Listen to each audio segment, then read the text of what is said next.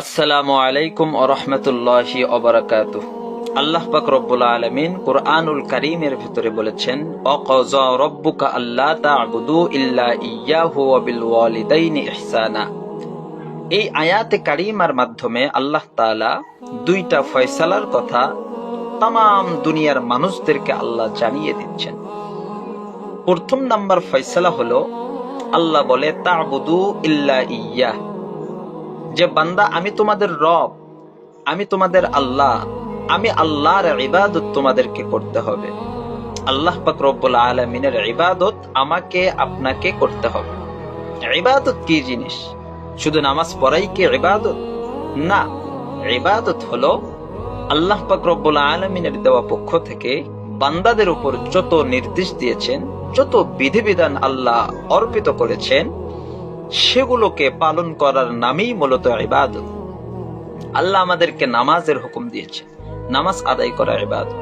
আমাদেরকে হজের হুকুম করেছেন, হজ আদায় করা ইবাদত।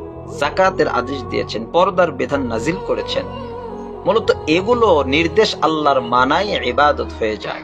ঠিক তেমনি ভাবে আল্লাহ পাক রব্বুল আলামিন যে সমস্ত বিষয় থেকে আমাদেরকে নিষেধ করেছেন, অর্থাৎ যে সমস্ত বিষয় বর্জন করার আল্লাহ আদেশ করেছেন, সেগুলোকে বর্জন করাও ইবাদতের অন্তর্ভুক্ত হয়ে যায়। যেমন আল্লাহ বলেছেন, তোমরা জিনার নিকটবর্তী যেও না, ওয়ালা তাকরাবুজ জিনা, জিনা থেকে বেঁচে থাকা এটাও ইবাদত। হুসনে সুলুক, মানুষদের সাথে সুন্দর আচরণ করা, এটাও ইবাদতের অন্তর্ভুক্ত। অর্থাৎ আল্লাহর যত বিধান নির্দেশ, যত হুকুম আমাদেরকে দিয়েছেন এবং যে সমস্ত বিষয় থেকে বর্জন করার নির্দেশ আমাদেরকে দিয়েছেন, এগুলোকে আমাদের দৈনন্দিন জীবন দ্বারা এগুলোকে আমল করা এবং বর্জনীয় বিষয় থেকে বিরত থাকার নামই হলো ইবাদত। এই জন্য আল্লাহকে যদি আমরা প্রশ্ন করি যে আল্লাহ, আপনার ইবাদত আমরা কতদিন পর্যন্ত করব, আল্লাহ পাক রব্বুল আলামিনের পক্ষ থেকে আমাদেরকে উত্তর দেওয়া হয় যে ওয়া'বুদ রাব্বাকা হাত্তা ইয়াতিয়াকাল ইয়াকিন, বান্দা আমার ইবাদত তোমরা ততদিন পর্যন্ত করবে যতদিন পর্যন্ত তোমরা জীবিত থাকবে দুনিয়ার ভেতরে।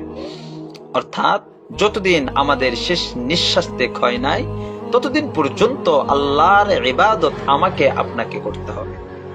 কিন্তু আফসোস, আজকে অনেক মানুষ আমরা ইবাদত থেকে গাফেল।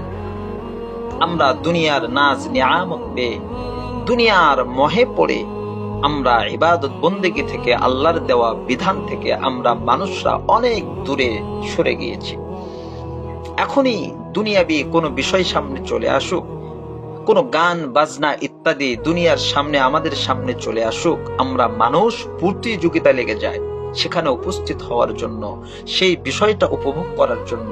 অথচ মুয়াজ্জিন সাহেব দৈনন্দিন 5 বার মানুষদেরকে ডাকে, হাইয়া আলাস সালাহ, হাইয়া আলাল ফালাহ, নামাজের দিকে এসো, কল্যাণের জন্য এসো, নামাজের জন্য এসো।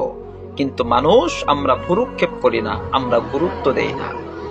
এই জন্য মুসলমান, নামাজ পড়তে হবে এবং আল্লাহর দেওয়া যত বিধিবিধান রয়েছে এগুলো আমাকে আপনাকে পালন করতে হবে।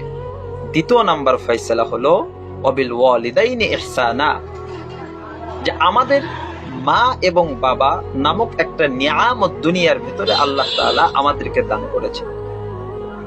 এই মা বাবা, নবী আলাইহিস সালাতু ওয়াস সালাম বলেন, রিজর রব্বি বিরিজল ওয়ালিদাইন, যে তোমাদের রবকে যদি তোমরা খুশি করতে চাও, তোমাদের মা বাবাকে তোমরা সর্বপ্রথম খুশি করো, তাহলেই রব খুশি হয়ে যাবে। মা বাবার সাথে কেমন আচরণ করতে হবে, মা বাবার প্রতি কেমন ইহসান দেখাইতে হবে।